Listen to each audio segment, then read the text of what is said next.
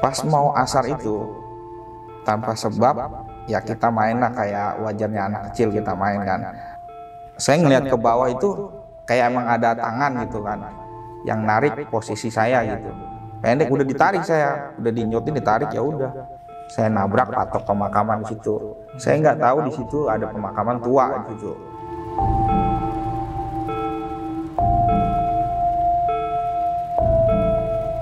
Itu saya ingat hari Minggu malam jam 10 jenguk saya.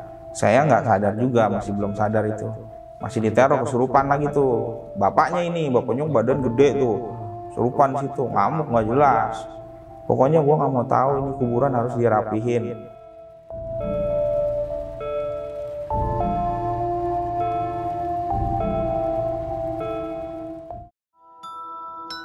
Assalamualaikum warahmatullahi wabarakatuh. Balik lagi di channel Kisah Tengah Malam bersama gua Viko. Pada malam kali ini gua kedatangan narasumber yang ingin berbagi kisah horornya pada waktu kecil. Oke, gak usah pakai lama-lama lagi. Kita kenalan dulu nih sama abangnya. Bang. Ya. Kenal dengan bang siapa nih? Bang Hairul Mukmin. Hairul Mukmin. Tinggal di mana bang? Tinggal di Cilincing, Pedongkelan, Kelurahan Cilincing. Kalau boleh tahu nih bang, itu kisah abang itu yang horor itu tahun berapa tuh bang? Kalau tahunnya, kalau kita putar balik, sekitaran SD kelas 5 sampai beranjak ke kelas 6 SD. Pas lagi SD lah. Kelas 5, kelas 6 kejadiannya. SD aja udah ada pengalaman horor gitu ya? Soalnya ada sedikit, punya kelebihan sedikit gitu. Peka lah ya. Oke, sebelum lanjut ke ceritanya, bagi kalian yang belum subscribe, klik tombol subscribe sekarang agar kita makin semangat memberikan asupan-asupan horor kepada kalian. Oke, langsung kita mulai ceritanya.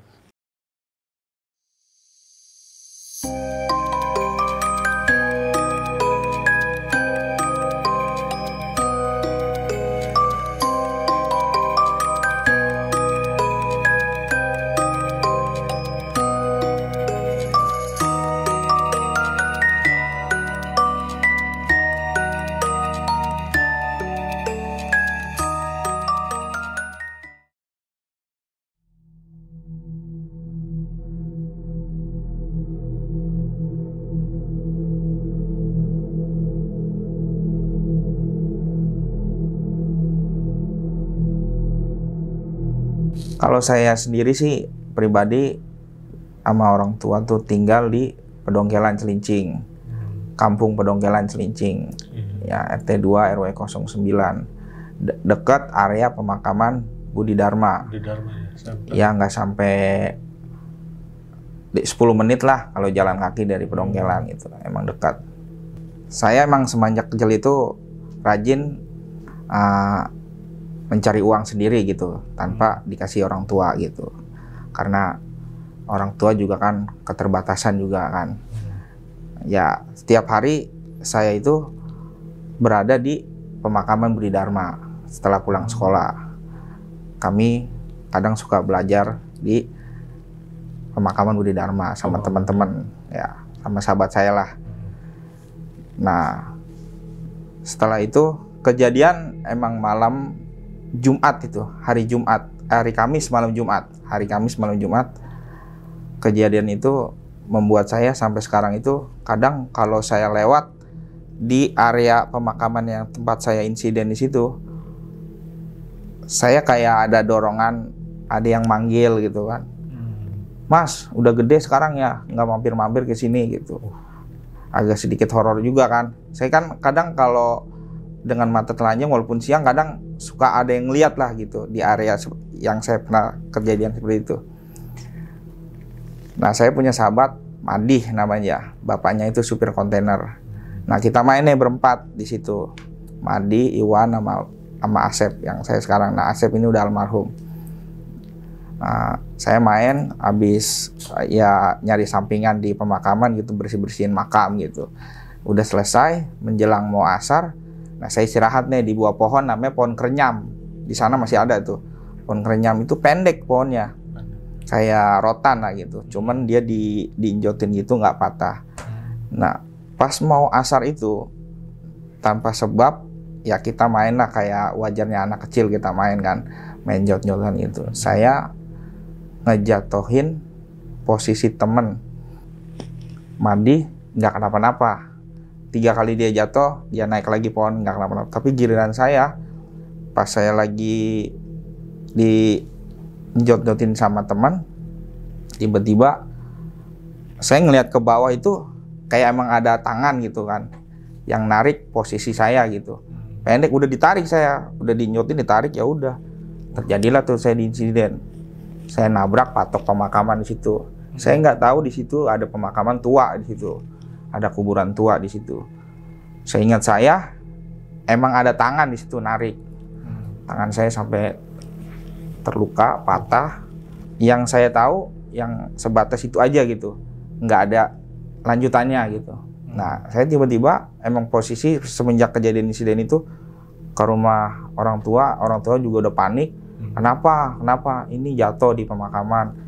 Jam berapa? Jam sekian. Ya ampun, tangan lu sampai patah gitu. Iya, udah langsung, karena di rumah kan ada mobil, dibawa tuh.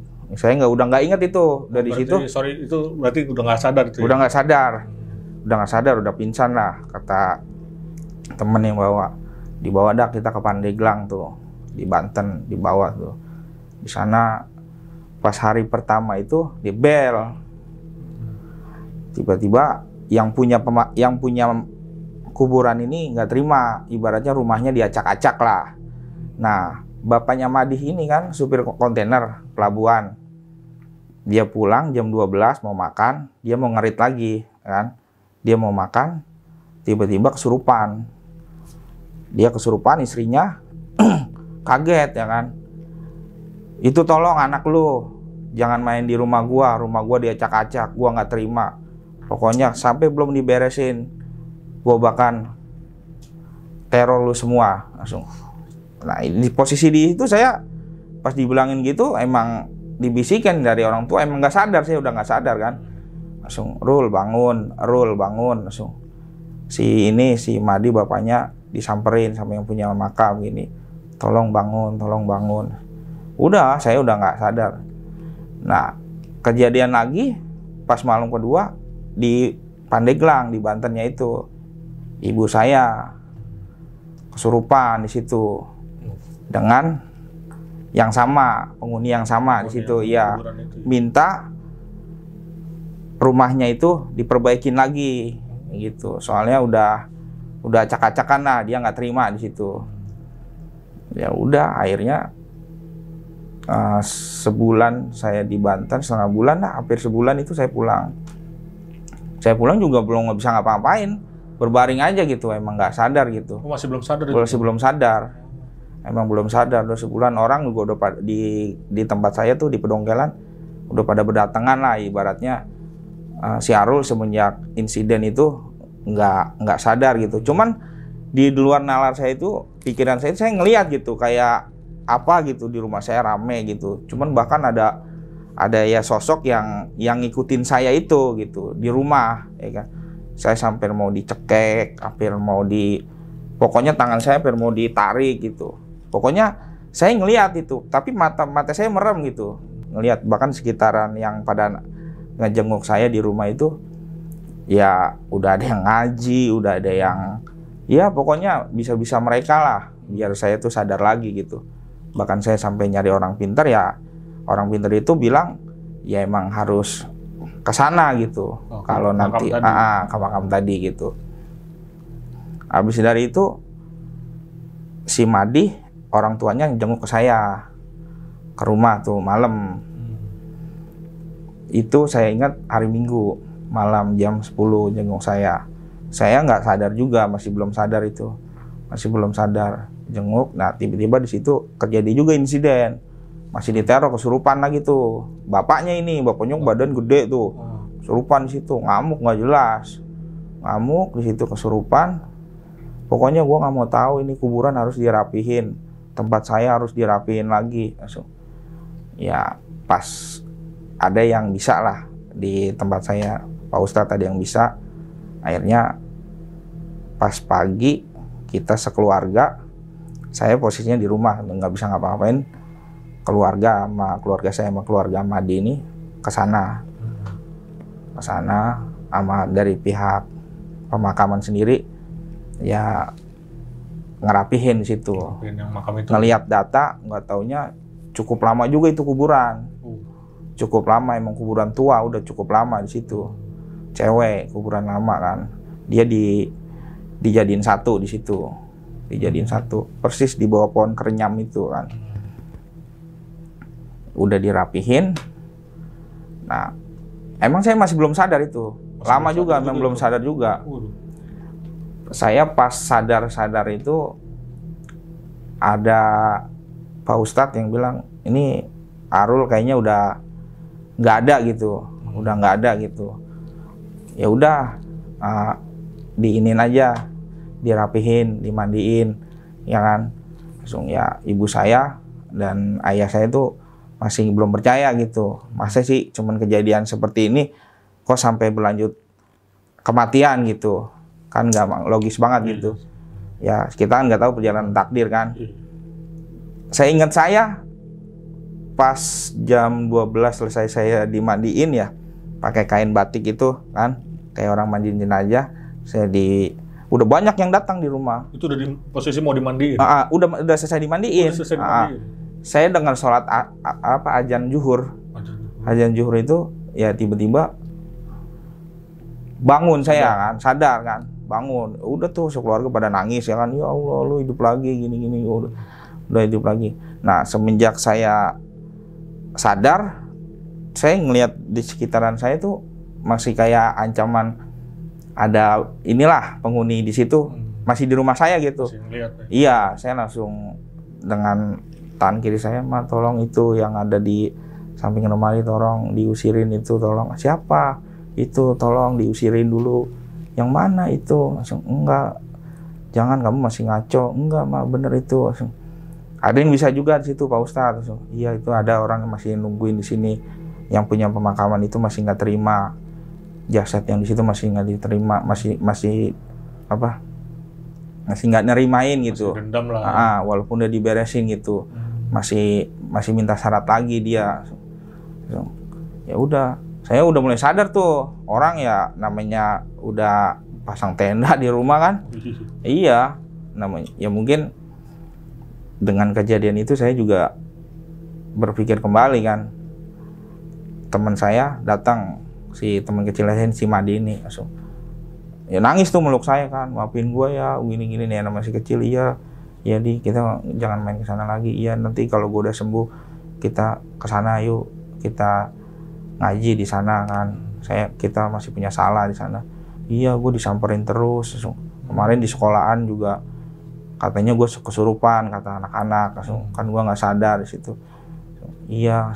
Ya udah tuh sembari bisikin saya ngobrol, saya masih terbaring, orang tangan saya udah parah, udah gede banget tangan.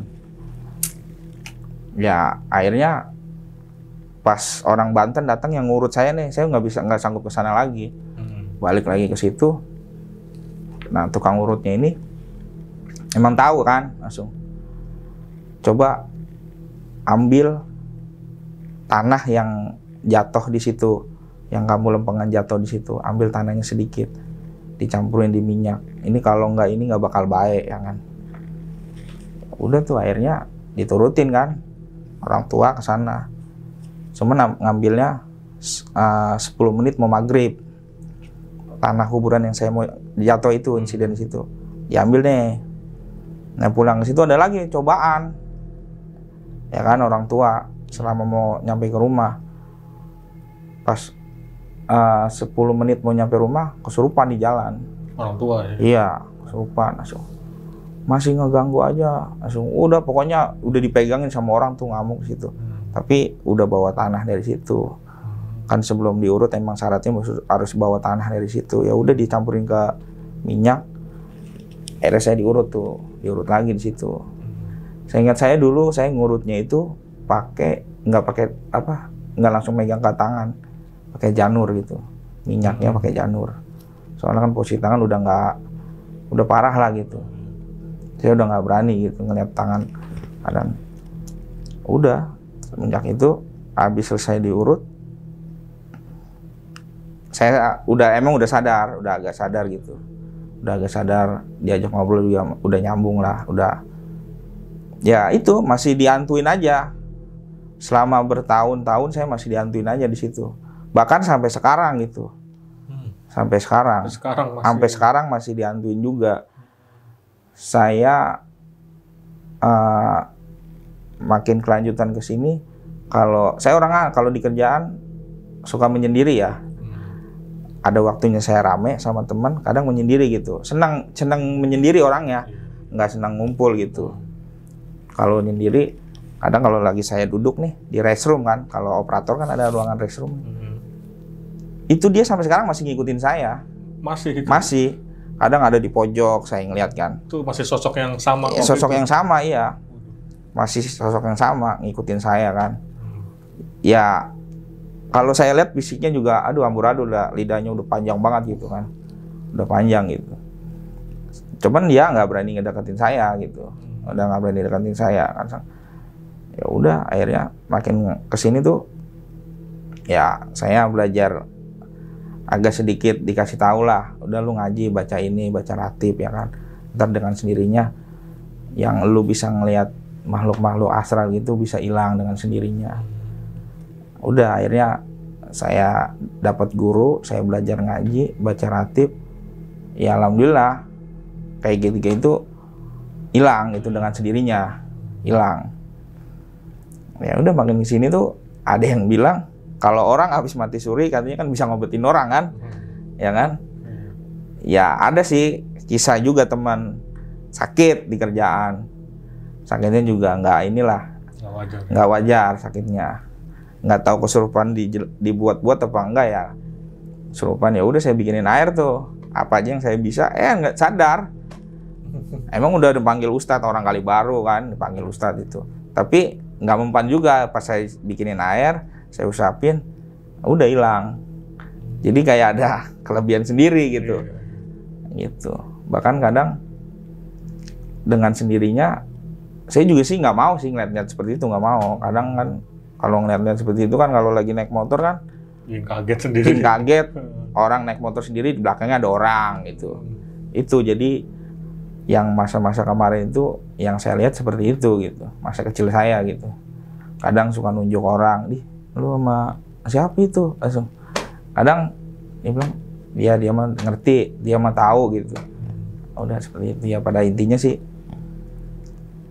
saya semasa kecil itu, kisah-kisah saya itu yang saya alami seperti itu, Bang. Alhamdulillahnya sekarang udah nggak pernah dimunculin lagi tuh sosok itu ya? Udah nggak pernah dimunculin lagi. Ya bebenah diri juga dalam arti hal-hal yang seperti itu emang ada gitu.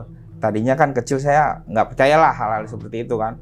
Bahkan main di kuburan juga kan, ya cuman orang kuburan, orang udah mati ya kan. Masa sih iya disamperin lagi. Kecil mah nggak ada pantangannya. Ada yang bilang nggak boleh gini lah, sebelum maghrib harus pulang lah. Ya saya sih hal gitu nggak percaya, tapi saya ngalamin sendiri. Nah itu semenjak kejadian itu saya jadi berpikir kalau misalnya ke satu pemakaman itu kita salam lah, bahkan mereka tuh hidup di situ. Gitu. Ada lah di sekeliling kita itu ya.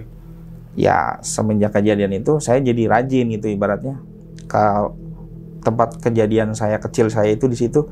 Saya kalau habis ziarah ke makam kakek, saya pasti beli kembang 3. Kan kakek nenek, nah main di situ. Abang saya ke situ. Nah pas saya ke situ, ya gimana ya, kayak bau-bau wangi lah gitu. Padahal saya sore situ habis mau maghrib. Saya kalau ziarah ke situ, ke kuburan itu kayak sore, kayak mau maghrib gitulah. Maghrib saya ziarah ke situ, cuman bacain Fatihah di situ. Ya kayak udah selesai naburin kembang. Kayak apa sih? Aduh, gue jadi merinding. Maksudnya gue mau pulang, kayak ada yang narik gitu. Udah di sini aja. Nah bahkan pas saya ziarah ke situ, ibu mimpi malamnya. Ibu mimpi cerita ke saya kan, saya masih tangan udah digendong lagi nih kan, udah mendingan, udah digendong. Nah, semua ibu mimpi semalam katanya lu mau dibawa sama Madi, mau dibawa ke tempat itu. Lu pokoknya kalau meninggal, kalau mati, kuburan harus di situ. Itu saya diceritain gitu, harusnya ibu nggak cerita ke saya, jadi cerita dia jadi nangis kan, namanya kecil kan. Ya mau nggak mau mah ngapain di situ, orangnya jahat di situ, yang penunggunya di situ. Udah mah jangan cerita-cerita gitu. Iya mama mimpi lu katanya mau dibawa ke situ. Udah semenjak kejadian itu dengan sendirinya ya saya suka bengong gitu bang, suka bengong gitu. Ya udah akhirnya orang lewat, kalau lewat ya Allah Rul, lu masih panjang umur ya, kemarin udah mau begini, ada yang begini bilang iya ya alhamdulillah bu. Ya banyak gitu yang bertaruhan, namanya saya orang situ asli kan, orang Bedongjalan, jadi terkenal gitu. Ini si Harul pernah mati suri nih begini udah tahu lah ya, udah pada tahu gitu. Udah ya pokoknya inti dari cerita ini tuh ya jangan sekali-kali kita meremehkan hal-hal sesuatu yang udah meninggal gitu. Bahkan di situ mereka hidup gitu. Sembarangan lah di rumah dia. Nggak boleh sembarangan gitu.